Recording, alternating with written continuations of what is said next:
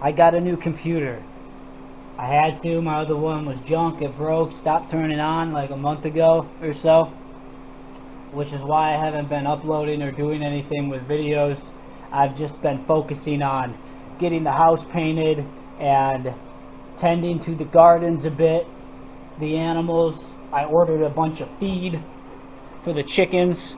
I've got this garlic here that is curing now to dry out before I braid it.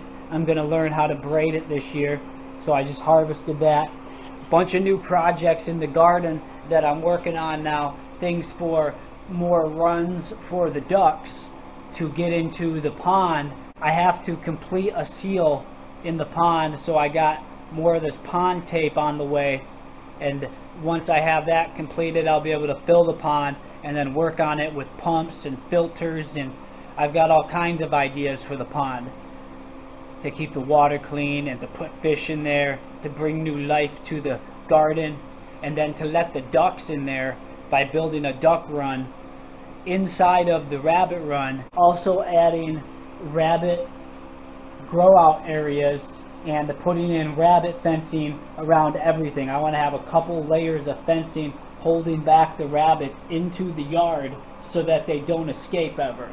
So I've had some rabbits that have gotten out and running around the yard and even into my garden when they shouldn't have been, and eating things like my bush beans. Give you guys a tour of everything I've been up to and all the new things I've built. I'll get up on the deck and I'll point out all the things that I've been up to. The price rise in inflation, it's actually a beautiful thing. It sucks a little bit while you're still trying to build, buy things here and there, but for most people it's a shock and awe. They don't know how to adapt. Well, they're going to adapt. It may be extreme or it may be easier for them, but say for me, I don't go many places. Where do you really got to go?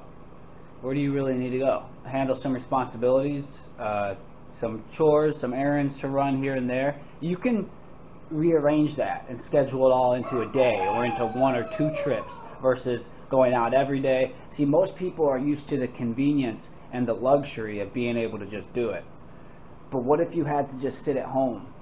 Stay at home. What if you just stayed at home and didn't go out much? Well, that's kind of where I'm at. So it doesn't really bother me to not have to pay for gas. And people had it too easy. This stuff isn't easy. It's not easy to grow food. It's not easy to produce things that take real energy. Most of the average person is used to getting things easily, like for free, pretty much. In the sense where you could sit in an office and not even produce anything and just crunch numbers all day and be able to go out and buy things that a farmer had to take precious time and blood and sweat to produce. That whole paradigm is changing. If you don't put in the work anymore, that's what inflation is kind of showing us. And the way that, you know, our government's just printed money out of nowhere and showed us exactly what it was. And now people are getting a rude awakening where their wealth is now getting cut and cut and cut until they become the lower rung, lower class, because they're not really producing anything. But then you got guys like me that are producing things but are living somewhat in the lower class right now as far as the spectrum of wealth, or middle class, lower class, upper class type of thing, where I take all my money, all my fiat, and I invest it down to like the last $100 into everything I'm doing and keep just enough to pay the bills. Whereas there's people who are filthy rich who don't have to do anything and don't work at all. They don't work hard to produce any of their own stuff or want to or have that desire or drive to. You know, they live in materialistic vanity. So I guess the point is, what do you need all the oil and the natural gas for, truly, for aside from industry and perhaps heating your home or whatever? But that's what a wood stove's for. You don't even need natural gas. You don't need to pull that, or you could have that. It runs industry. What do you need industry for? Well, you need it for our lazy society. And the lazy society isn't needed. It's not sustainable. It's not going to stick around. All those people are going to die off, and then we're going to be left here still building. And by then, we'll have built something magnificent. Not that we haven't already. It's just it evolves. So from where I'm at, as long as I can be left alone, seems like a big thing in this world. People want to get in your business and tell you what to do, how to do it, and all that, and enslave you to a system, a fiat system, or whatever, like we are. You see, if we could be left truly alone, where we didn't have to be a debt slave, well, we'd be outside that paradigm and outside of their control. They've built this intricate system where you have to have these regulations and bureaucracies and rules and all that to keep everybody safe. Whereas in the old days, we would have small communities keeping each other safe, governing themselves from within. But then that's where the argument comes in where, well, I want the creek down the street for my community, so I'm going to go to war with the other tribe. And, well, in our modern world, we can't have that. No, that's barbaric. That's old school. That's just is what it is. It's the natural order of things, and that's how you have a truly free society and not such overreach and overlords and all this like we have now. You just gotta accept it. And that's the brutal, hardcore, primal nature of things, and that's a lot of what we have had destroyed in our minds and our bodies through the toxic exposure in our world, is our instinctive, primal nature through our hormonal balance, like really, right? And that has been kind of like nullified in most people, so they don't understand that what we really need is these small communities living among the land and not overlords. The overlords did it, though. They fluoridated us. They poisoned us in the modern food and ag business, modern industry, modern society. It's all poisonous. So Grid Down will be a beautiful day. I'm excited. I'm excited to see everybody have to radically get back to nature. The inflation doesn't affect me that much. I don't spend much money on things that I don't need at all. I'm really conservative with my spendings, and I grow my own food for the most part. I might spend $20 a week on some things from the store still, but that's very, very limited. I don't want to have to ever buy anything from the stores. I want to eventually, sooner than later, wean myself off completely. None of it is healthy. None of it is clean food. You can argue it's organic as much as they'll tell you it is in the store when it's labeled organic, but really, who touched the stuff? What was it grown in? What kind of water was it irrigated with? The machinery, if it was processed through machinery, how was the machinery treated? Was the machinery clean? And what did they clean it with? What kind of products? What kind of water did they use to clean the things? And what kind of residue is being left behind on your food when you eat it after you buy it? Those are all questions. When I grow things in the yard, indoors, I rinse them before I eat them under clean water. And I could even go as far as to soak them in vinegar. I don't feel that that's as much necessary for my things as it is for like a store-bought produce product. So if I buy an organic apple from the store, I will also soak it in vinegar. So I'll cut the sticker off like a cancer, because if you just peel it off, you're probably leaving behind residue on the apple, and then you'll eat that. If you eat the skin even, I'd peel the skin as well and throw that to my scrap bucket. I won't even eat that. I don't trust it. So there's all that to think about, but that it just brings back to I grow my own food, so I don't have to pay that inflated price. So that inflation doesn't really affect me. The inflation isn't even affecting me so much. I don't go out much, but like once a week. So I spend like $20 a week on gas. That's like nothing. And then there's my energy costs, which is minimal, very minimal. I don't have gas here anymore. Natural gas, don't need it. I have a propane water heater when I need to take a hot shower, which isn't even that often. I do washcloth baths underneath my water filter, my clean water here. And that's cool for me. I like that. It's old school, right? I do it right. I get clean. I do my laundry by hand.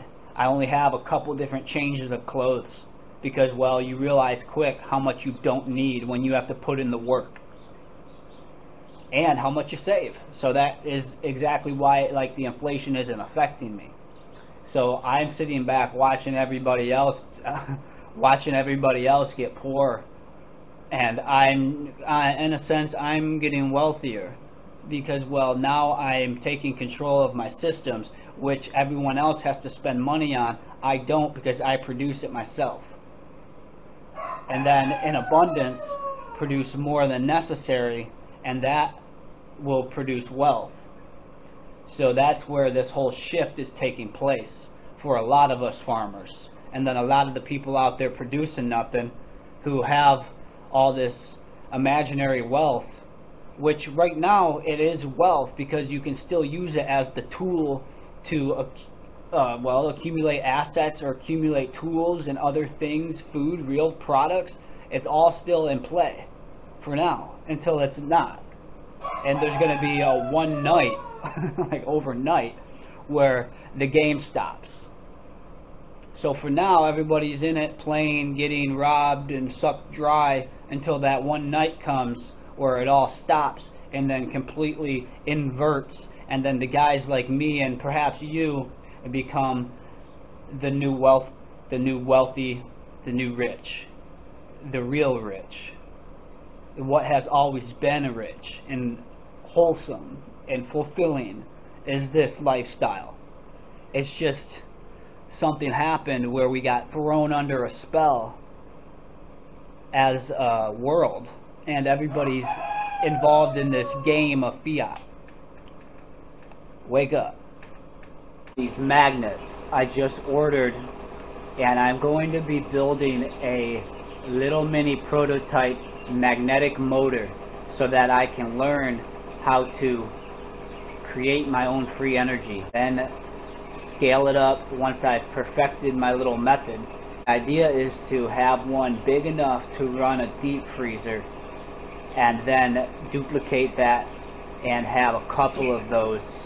And if I can do that, then I will have achieved one of my life's greatest missions, and that is to get completely free sourced with energy where I don't have to rely on the control matrix that exists around me, but I'll have to protect that motor.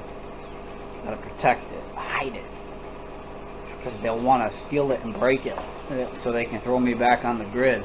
My daily coffee, I have added some amendments, and what I use now is this coconut milk powder. It's really good stuff. It's like a creamer, and also honey. So I mix these two. You know what else I was thinking would be like a nice piece of chocolate once in a while, like a nice organic piece. Drop it in there, like a little kiss, but not a Hershey kiss. Those aren't organic, but an organic piece that could be nice flavor, and that works well. And as I drink it down, I add more coffee black to it, and it dilutes over the day, so it's not as strong with the creamer or the honey, but it still has the flavor throughout the day.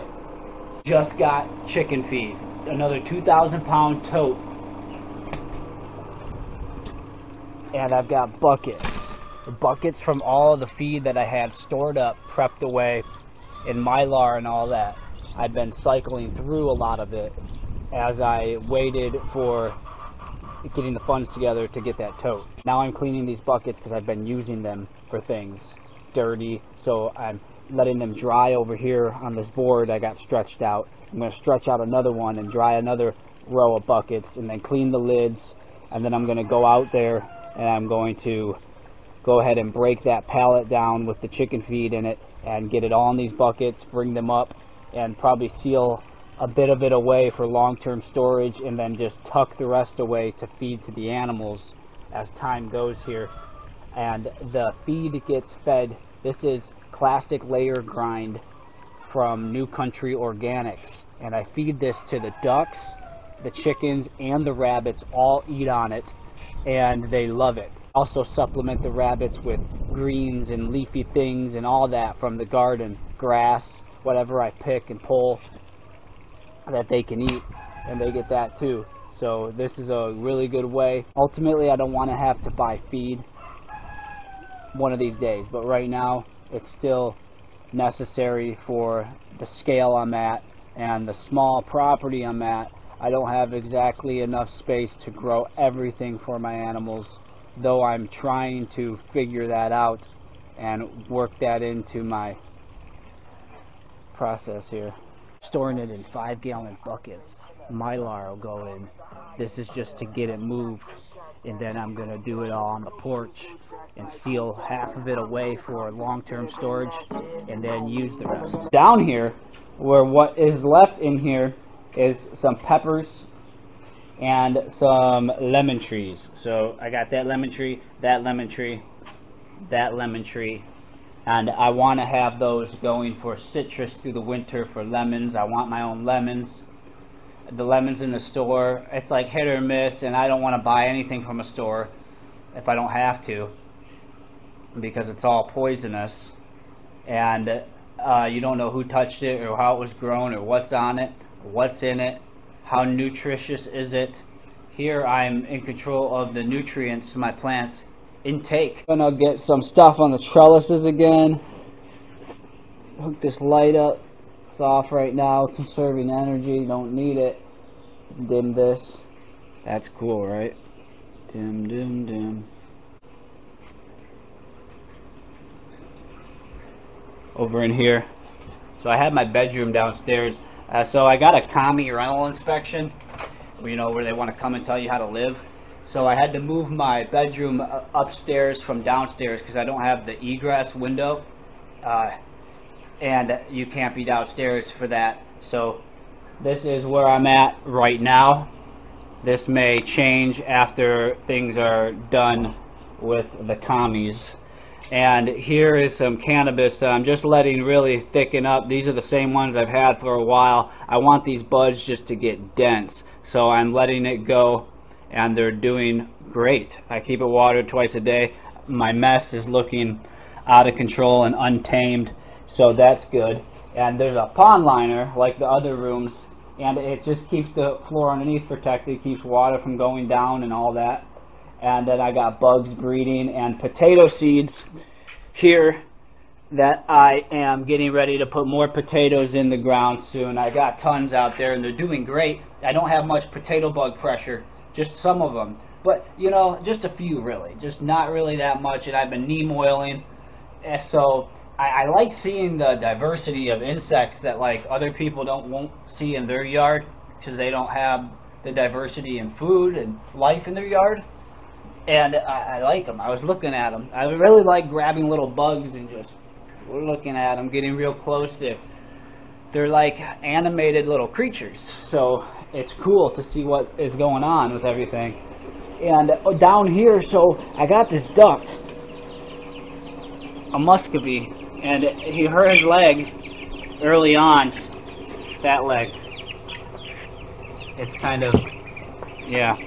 I got him in here with these chicks. So I'm thinking I'm going to build him like a splint. I want him to live. He doesn't deserve to die. Not if I can do something about it. I'm going to build something for his leg and see if I can get mechanical with it and get him mobile. Let him live. Let her live. And see just how it turns out. Play doctor. My buckets. Bro. All my buckets with chicken feed, and I got more in here and more over here, so they're all just kind of set in here until I get them into Mylar. I'm running out of buckets I got a little bit left in the driveway I got to get in buckets. Here I have eggshells that I'm breaking down and washing at the same time underneath this purified water to give to the chickens for their eggshells strength in their egg production. Garlic's ready to harvest. A few of them I left with the scapes on them. You cut the scapes off, which is the center stalk that grows out of the garlic. You cut that off typically while the garlic is growing still, and it allows the bulb to get bigger, so it focuses that energy into the bulb versus into the scape. But the scape is edible and delicious, so I left a few on, and I'm going to be putting them in my salads now that I'm making my summer salads. So that's cool. And then I got these potatoes that I'm going to get in the ground. I'm leaving 3 eyes on each chit, so that's where you cut the potato and then you let it scab over so it doesn't rot on the ground. The potatoes, big deal. It's a big deal crop. Hardy, calorie dense. It's the most, and well, most bang for your buck. Gets you through the winter full. So I'm going to do that, and then I got all the tomatoes that are coming around now are ripening. I'm going to make ketchup. So that'll be for my potatoes through the winter. It'll be delicious. The way I bake them into almost a chip by putting slices down the root crops and covering them in oil and then some salt and putting them in the oven and baking them till they're crispy golden brown, and then they kind of just pick apart. It's wonderful. Once or twice a day I'll go outside and I have to come back in because in the air I smell people's toxic detergents and fabric softeners that are blowing from their dryer vents or whatever, and they're contaminating the air, the atmosphere in my garden. I feel bad for my plants and my animals that it's so toxic to me, and the way that I smell this stuff and pick up on it. Most people just live around it. They love it all day long, lobotomized. It's disgusting. I don't understand it. It's foreign. It's not natural. And people's homes, their bodies, like I can't even get close to a lot of people. They radiate toxic material. And I pick up on it, so I'm so sensitive to it, that it feels like an attack on a cellular level. I won't even go in anybody's homes, really. Stores and things, it's hard for me to even go into hardware stores because of how bad the chemical smells are. That they really are attacking your hormones, or attacking your cells. They're destroying you, your organic self. That's how I register it. So it's nothing personal against people, and I explain it to people close to me, and they don't really get it while they're covered in these toxic perfumes and whatever, name it. The list goes on and on. Household chemicals, detergents, deodorants. It's all just chemical poisoning. So whichever way you look at it, that's just really what it boils down to. So I avoid it all. People think it smells good. So the people who have like the Little Tree air fresheners hanging in their car, they're sucking all the toxins off that thing until it has no smell left to it. It's wild to me. It's so distorted. It's so distorted. I try to explain it to people, but they just, they're lobotomized from the chemical, all of the toxins in most people's environment. Completely toxic. You could go through the average person's home and find 15, 20 different products that are so poisonous.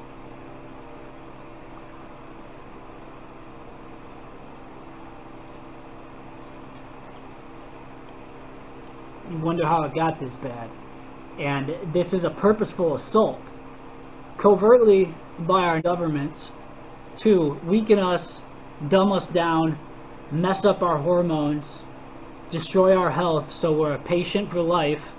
The hormones, men aren't as masculine, women aren't feminine like they should be. Destroyed, so the super predators can stay in power. So between the toxic food and the toxic chemicals, the toxic water, the air that's toxic from all the spraying going on above us, you can't really control much of that unless you don't ever go outside and live in a bubble. you take all that into consideration.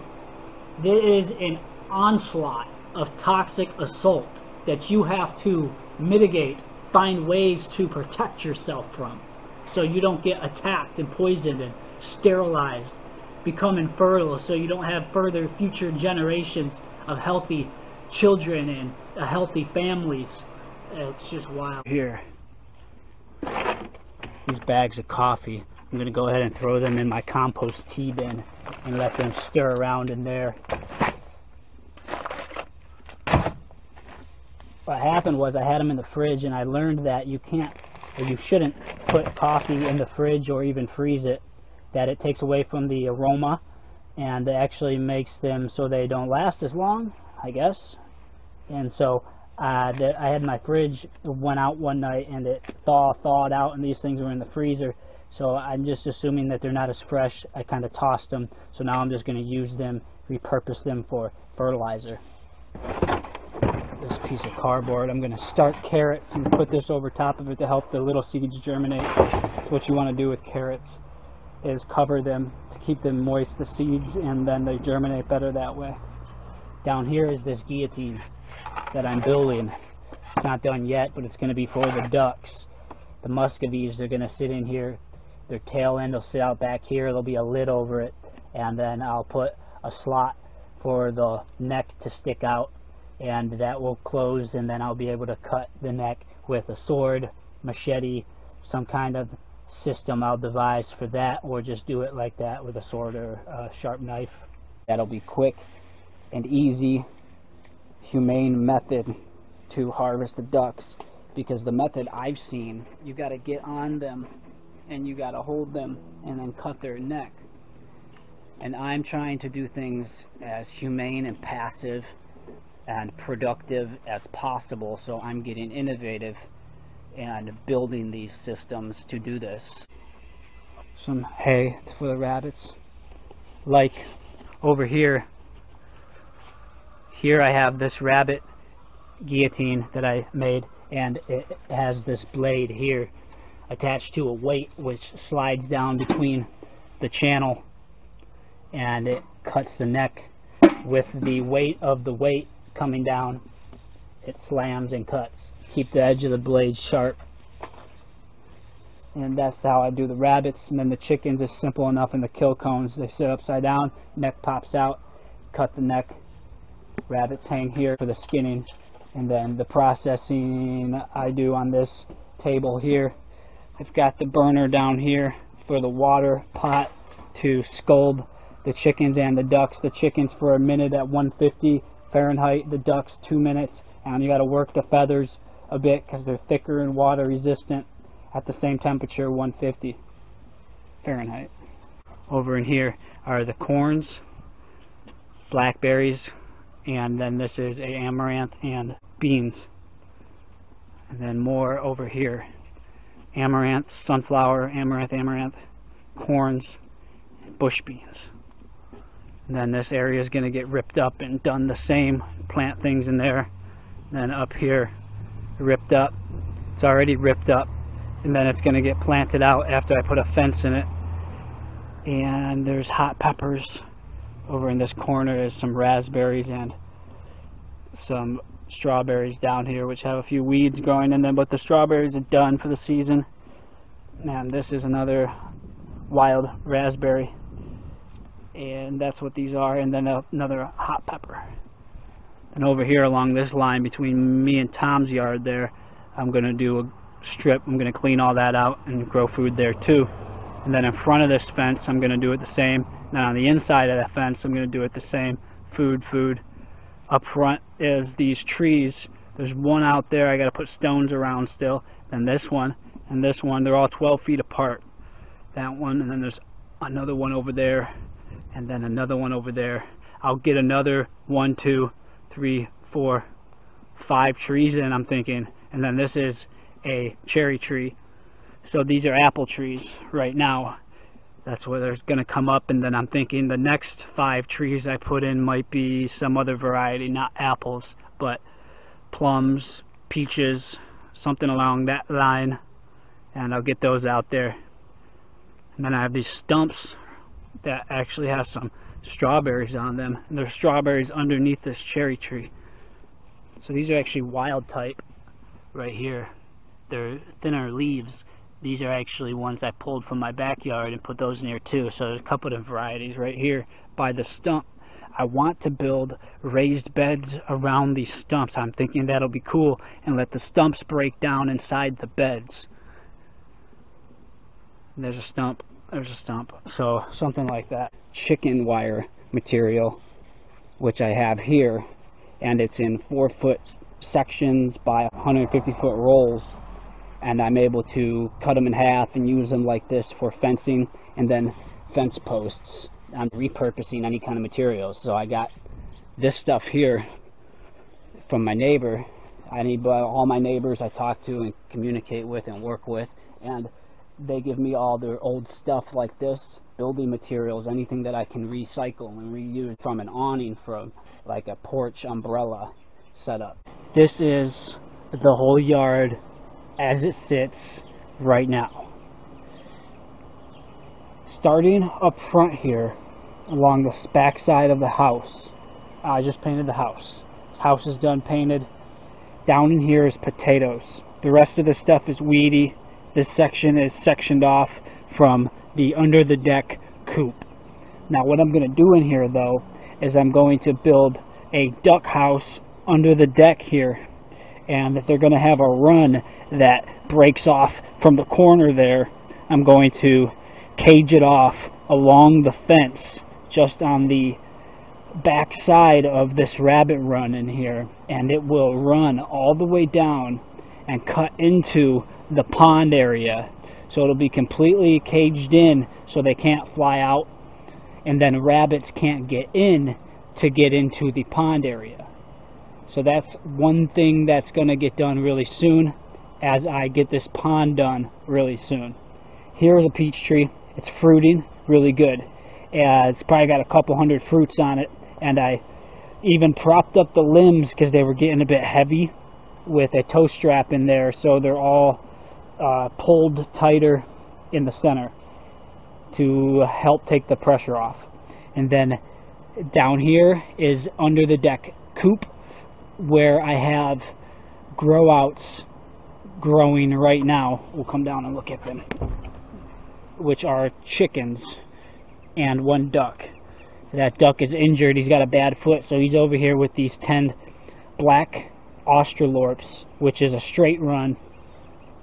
They're mostly probably inside right now, and it's gonna be males and females, and the hens I'll save for layers, and the males harvest for the meat once they start to make noise. So that's what's going on in here. Down in here is zucchinis. Those are 3 plants, and there's actually a couple pepper plants in there. And here on this trellis is tomatoes growing like crazy, and then on the inside of the trellis is actually squash, butternut variety, that are starting to grow up and take over. I'm going to even tie these back a bit more, prune them up maybe just a little, and that will work well as it continues to grow. The tomatoes aren't ripe yet. There's been a few ripe ones, but for the most, they're not ripe yet. Here are potato seed that I'm about to go ahead and lay out down there where the brassicas were. There's a couple brassicas still out there, and then there's some potato that seeded themselves as volunteers in that same row. I propped them up with little stakes so they'll sit taller, and I can get in there now and put the rest of these seed, and then I'll harvest them all together in the fall as one crop. But they were left from last year, little ones that I missed. And then there's the peas on the trellis, which are drying up now, and I'm going to save the seed from the pods once they've dried up a bit more. And then the beans that were underneath, they got eaten by rabbits that got in there before I completely fenced off the perimeter. They were slipping in some spots from their run here, where it has the bucket tunnel that goes under. And there I built another grow out section for the silver fox rabbits, and that's why I have all the little kits as they're growing up for sales, and just to keep them separate so I can sex them and find out if I want to introduce new ones to the colony or not. And then on the other side of the rabbit tractor, well, rabbit, chicken, duck tractor, it's all sitting stationary right now. It's got a connector where it's connected into this run here where they can get in and splash because there's a pool there. So it's docked, but it can detach and I can move that tractor around the yard if I wanted to. I'm probably not going to anytime soon. It's probably going to sit like that. There's New Zealand's growing out on the other side in there, and we'll walk around, but I want to just point everything out from on top of the deck right now. Then there's potatoes down in here in that raised bed there that's inside the rabbit run. They're starting to fall down and die back a little. They're not entirely ready for harvest yet, but they're getting there. And then in here, in this first row, is potatoes that have pretty much fallen back and are dying back more so than those ones. So those will get harvested sooner than later. Garlics were in the row next to it. I'm weeding in there and cleaning them up real good. These rows that are empty now that had the brassicas in them, which are those two, where potatoes are going to go now. Because like I say, there's those volunteer potato seeds in there, and they'll sit next to them and work well that way to harvest in the fall. Then down here, aside from these first row of potatoes, is onion sets. Then next to that is kale. Next to that is radish, black radishes. Then next to that is beets. Beside the radishes, there's some corns. I have some amaranths throughout there, as well as sweet peppers, and then a whole streamline of tomatoes there along the outside perimeter, where I just added that whole piece there this year to put my tomatoes somewhere on that trellis. So that's really nice addition. And I got down in around the whole perimeter here for the garden section and put chicken wire, which works good for a rabbit barrier. You don't have to get the 1/4-inch hardware cloth garden section in here. I'm going to perimeter that off, and I put in a couple new trellises this year there, and then there's a couple new trellises back there that have cucumbers on them, and there's potatoes sitting in there that are getting ready to harvest sooner than later. I have cannabis out there as well as the strawberry bed, which is done producing.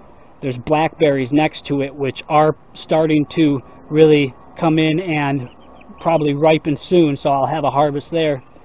Then raspberries, I harvested some there. There's another bush that didn't produce yet. I don't know if it's gonna this year or next year. And then there's the pit, the greenhouse, which is gonna get done in the fall. But the pond that sits beside this trellis where the peas are, that is going to get done really soon once the pond tape gets here that I ordered. I'm gonna finish that, start filling that, put the spigot on it, put a waterfall, aerator, pumps. I'm going to build a little structure over it near the deep end in the back where the ducks will also come in, like I was saying, through their run, which they'll be housed over here. It's going to be a laying flock. They're not going to have a drake with them, so that way they don't get fertile eggs, and I can harvest those eggs for eating, and then I'll keep separate a bunch of muscovies over here with a drake so that they can continue to go broody and hatch out babies for meat production and for more laying hens. And then there's also a couple cannabises over there. There's more potatoes out in the back. There's some compost out in the back over there in my little raindrop bed back there. And then there's also wood, so that's going to be for my wood burning this year. My neighbor Tim across the way here, he has a ton of woods and wood in the woods that he said I could take. So it's like an infinite amount essentially of deadfall and other things that he's cut back there. So there's tomatoes, a bunch of them I have in cages out there, as well as a full row of peppers, green peppers of a certain variety, and then there's orange bell peppers. And I had brassicas out there, but I harvested all those already, and I'm getting ready to clean up one of the rows over there and put in root crops for the summer into fall. I want to get more beets, radishes, and rutabagas in the ground out there. And then there's also things that have volunteered out there, like some dills and sunflowers and whatnot, which is really cool. There's a lettuce that volunteered. I'm going to save the seed. And what else? The animals inside the garage. All that. So, and then there's the apple trees, and then the front yard that has the orchard that I pretty much set up. A bunch of trees. Now we'll just go walk around and get a closer view at things. Amaranths, I still got to get in. One of my broody ducks. And then in here, some more ducklings. I'm getting ducklings all the time now. These broody mamas are really good. And my chickens, I am calling this flock down a bit as I go now. I don't need as many. And then I got the new chicks that are coming up, which are the black Australorps. So I have like 5 or 6 of those, I'm sure, since it was a straight run and there's 10 of them. So we can downsize a little bit and put some meat away. Then eggs, they just kind of lay wherever. I'm harvesting eggs every few days now. I'm not taking them every day just because it's a little bit of a job, and it's okay. As long as I keep the nest boxes and their laying areas pretty much clean. The eggs, they stay pretty much clean. Over here, rabbits and ducks that are kind of hiding out where they're doing their broody thing. They got an area in there, and then back there they like to go.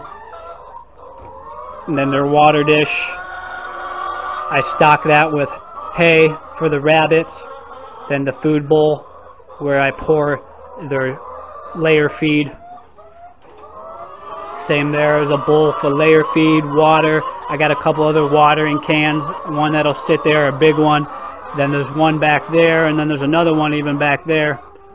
Then around the side of this hutch here, on the back side, there's a feeder tray full of eggshells broken down and cleaned up so that they have that calcium for their egg strength. That's pretty much what's going on in here. I'm going to get to cleaning all this stuff up at some point later in the fall and build another grow out section probably back here for rabbits or something. Now I figure in the winter time I will come in here every day and get their eggs so they don't freeze. They also have heat mats underneath the watering cans, and there's, you can see one kind of just hanging there. It's underneath that best nest box that they don't even use. They don't like it. It's not natural enough for them. They just lay eggs in here and there, over in there, and then back there's a chamber. And rabbits hang out in here too. So it's chickens, rabbits, ducks, rabbits. Now, here is where I have the compost tea barrel. And I've thrown a bunch of weeds and things in here that I just got out of the garden beds as I'm weeding through here and getting it ready to plant new crop. And I'm going to churn it and stir it up in here, and it'll sit for a few weeks, and then I'll start to pull tea out of here and fertilize with it. So that's the onion sets. There's the kale and radishes. That's a nice amaranth there. Corn. Beets. I gotta weed it a bit. There's some grass growing all up in here. I don't care too much about grass that grows in the walkways, just so long as it's not smothering in on plants and the pond. So there's the trellis with the peas and what was beans underneath, but now it's just overgrown with grass and some weeds. I'm going to clean that out. And the potatoes, harvest those soon. That was the row of garlic, but I pulled all those and they're inside drying now. I'm going to clean that row up too. Then there's another row back there of what was brassicas. I'm still cleaning that one.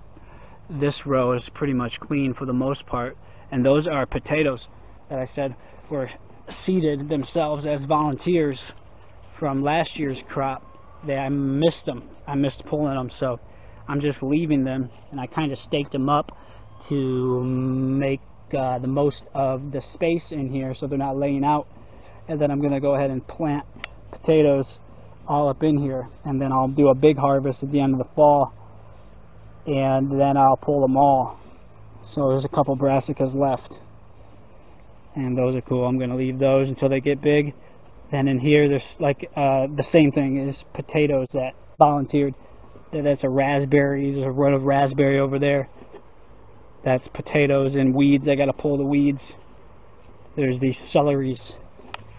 They look really good. They're getting big. And then asparagus is actually right here. I'm going to clean this up a bit more and tuck these potatoes back so I can walk in between here and get this row open for planting something, because potatoes are going to go here and here. So that will be 2 more rows of potatoes in between the volunteered potatoes, and that'll work well that way. So I've got more weeds that I pulled that I might stir up some of it still into my compost tea bin now, and over here at the pond. So the idea is the ducks are going to come in here, and from what I understand, ducks don't really eat your crop. What they're after is the bugs and the little ones that'll eat your crops. So they will likely leave everything alone except for the bugs, and they'll want to splash around in here. So I don't want to get the rabbits in here, which is why I'm going to build a separate duck run along the fence back there, which will connect in through the rabbit run, but it won't allow the rabbits in. It'll be a separate fenced off section back there, and then it'll connect into, I'll have to raise up, build up fence here so that the ducks won't jump out or jump over because it's kind of low. And the same here. And then down in here is the pond where I'm finishing adding on to the seam with the tar tape to really secure it so there's no leaks, because there was a little leak. That's why I stopped filling it for a while till I got in here to do this. And then once this is done, I got to get another roll of tape, and once that's here I'm going to finish, and then I'm going to completely fill this and to get it ready for the ducks. There is here is a squash growing, and then there's actually volunteer tomatoes kind of growing up on along the edge here, and I will clean the edge, fully trim the plastic once it's full, and get the spigot in down there before it really fills up down on that end. And then I will use chicken wire and kind of hold the lip in and fold it around the side edge of this pond to really hold the structure of the dirt and secure it, and that'll be cool. It will allow green things to grow through it, so I have that all growing on the edge of the pond still, and it's secure. Over top here is where I'm thinking I'm going to build some kind of structure that'll go over the deep end and allow me to sit over top of it essentially with a metal grate of sorts and burn a fire in a hut that I'm going to build, and get to that maybe fall into winter, start really working on that. Tomatoes are all doing great. Tie them back as they grow to the trellis. I'm going to get in here and trim this down a bit and pull this and harvest it really with my sickle and feed it to the rabbits. This section here is silver fox grow outs. I think there's 10 of them in here right now. They are in here to allow me to have them separate and work with them to either introduce new ones to the colony or sell them or harvest them when they get big. Over here, same thing.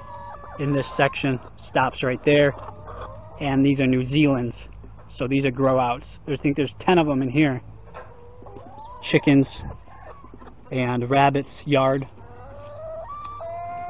ducklings.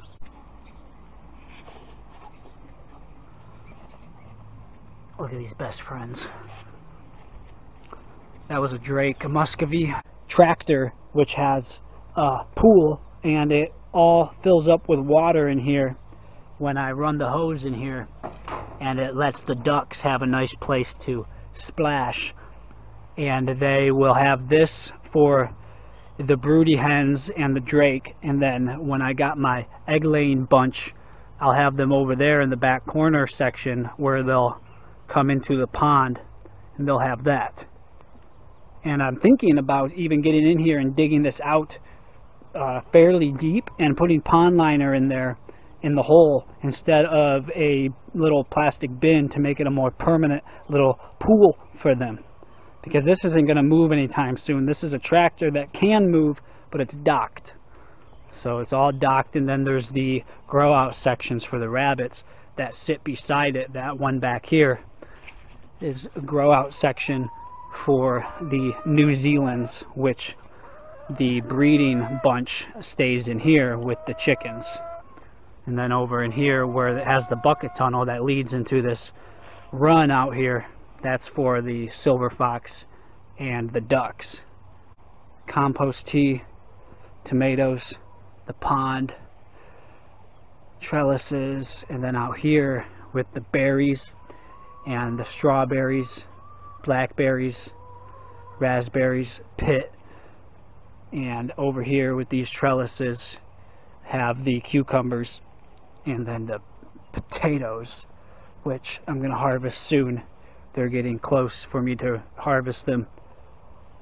These are more cucumbers on this trellis on the back side of the pond here. And then potatoes, more of them in these buckets and fabric pots. Then over here in my raindrop bed, the strawberries and squash. There's even some over here that I got to get in here and weed this real good for the squash to have more room and not to get overrun by weeds. So I'm going to do that. And there's compost here, wood pile here for my wood burning, a couple cannabises. Back over here is where I have tomatoes in the cages, a bunch of different types, Romas and cherries and things, some beefsteaks, corn, squash that are going to take over the ground, bell peppers. The grass is kind of growing thick, but I'm going to pull that. Don't let it get too much around the plants. Harvest that and feed it to the animals. This row here is getting ready for root crops. There's a cannabis, and then another cannabis on the other side of it, parallel. That's pretty much what's going on out here. There was a couple blueberry bushes, but they don't seem to be doing so well at each cross section inside of the area. I'm going to go ahead and fence all this in with rabbit fence. I'm trying to catch one that got out right now. Pallets I save, repurpose.